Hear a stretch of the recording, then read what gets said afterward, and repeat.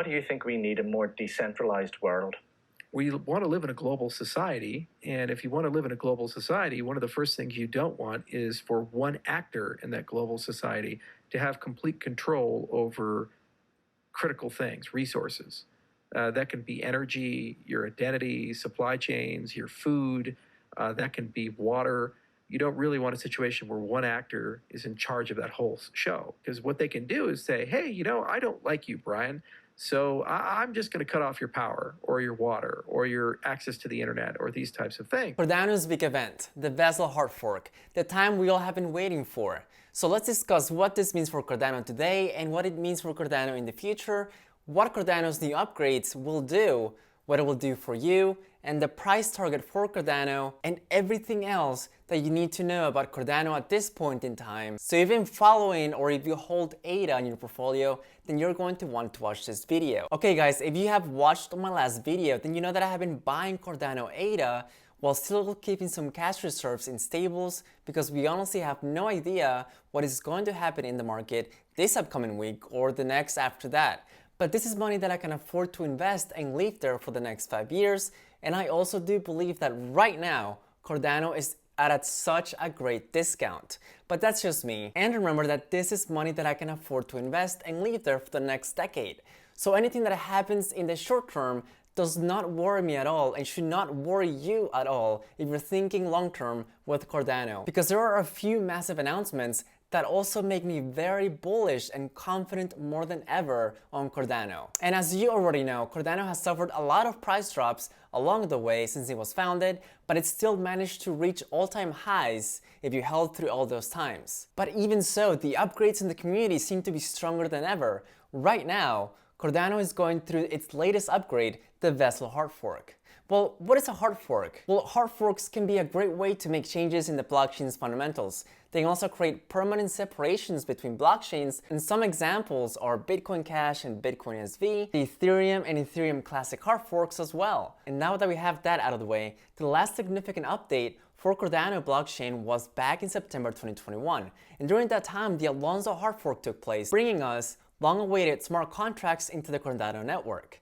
And since that last upgrade, those smart contracts are now being built with Pluto scripts, which is a programming language only for Cardano. Now, the Vasil hard fork got its name after Vasil Dabov, a Hungarian mathematician who was a member of the Cardano community and was influential to Charles Hoskinson himself. And this latest hard fork will enable Cardano to receive a higher throughput and an enhanced range of DeFi and smart contracts. Now, those improvements to the network will help with the scale and difficulties, improve the network stability and connectivity. This will also make building dApps easier on the blockchain. So this hard fork aims to deploy significant improvements to make Cardano's network faster and cheaper. Ultimately, it will be the biggest upgrade for the Cardano community. The hard fork will also aim to push Cardano's total value locked to the very top.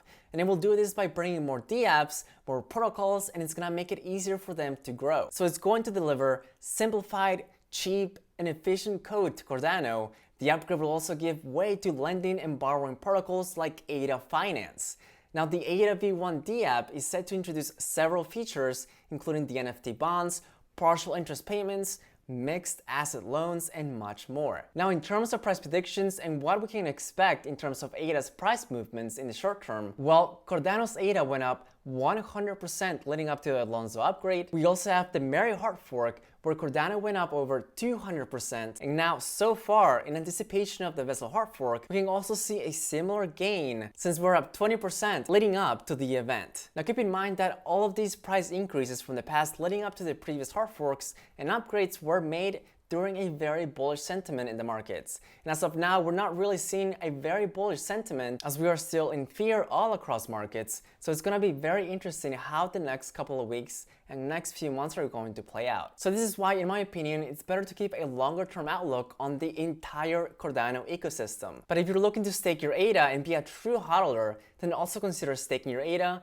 because by holding and staking your ADA, you will help the network validate blocks on the protocol and receive rewards just on your investment. You can receive up to 5% annually. And right now, there are currently 2 ways to stake your ADA: by delegating to a staking pool or running your own stake pool. Delegating is currently supported by the Daedalus wallet and also Yoroi wallet, which is also a browser-based wallet, and those are the wallets that are recommended by Cardano. And Cardano holders, you probably should also be very happy because we're seeing a lot of positive developments take place with the blockchain. So even though the price has not been doing very well in the short term, Cardano developer activity has been continuing to move up for the last 6 months. And right now we can see that GitHub commits have risen from 5,400 to 6,200 in the last 30 days. We're also seeing the number of smart contracts on the brink of reaching 3,000.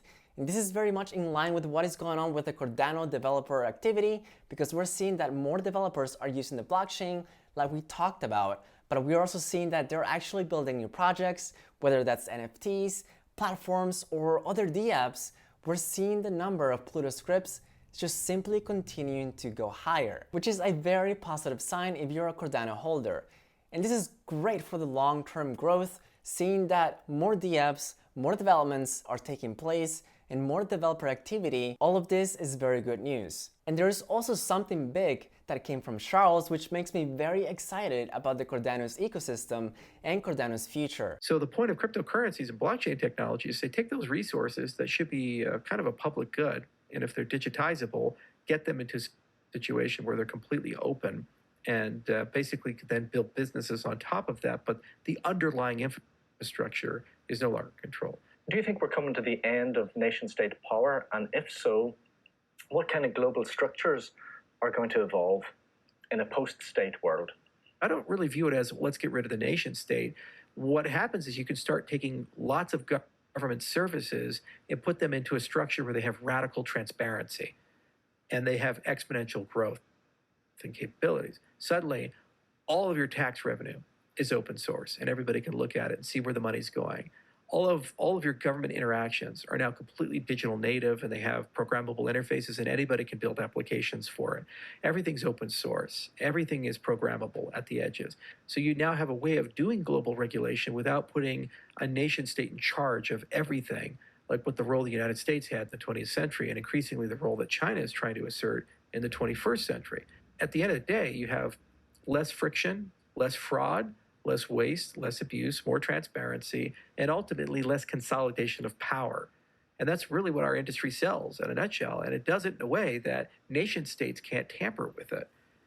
China doesn't have a back door. America doesn't have a back door. If it's truly a permissionless ledger, the least amongst us, the poorest person, the most vulnerable person, has equal access to as the president of the United States does.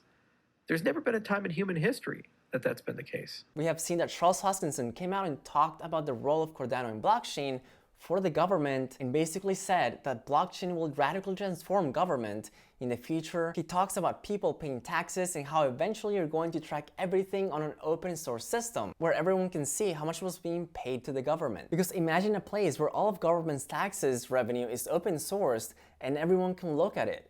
You will be able to see where the money is coming from and where it's going. Because that's what blockchain allows us to do, is transparent. It's going to allow everyone in society, no matter your background, equal access to a fair and transparent government. So if you're interested about learning more about Cardano and other types of different cryptocurrencies, I made a video on my top 10 cryptocurrencies for 2022 that I would recommend you watch. The majority of research is already done for you, but you should always make sure to do your own due diligence. With that being said, thank you guys so much for watching. Don't forget to pick up your 4 free stocks with Webull using my link down below, one valued up to $1,800, and you can also get up to $500 worth of free cryptocurrency using my links down below. And don't forget to subscribe. Until next time.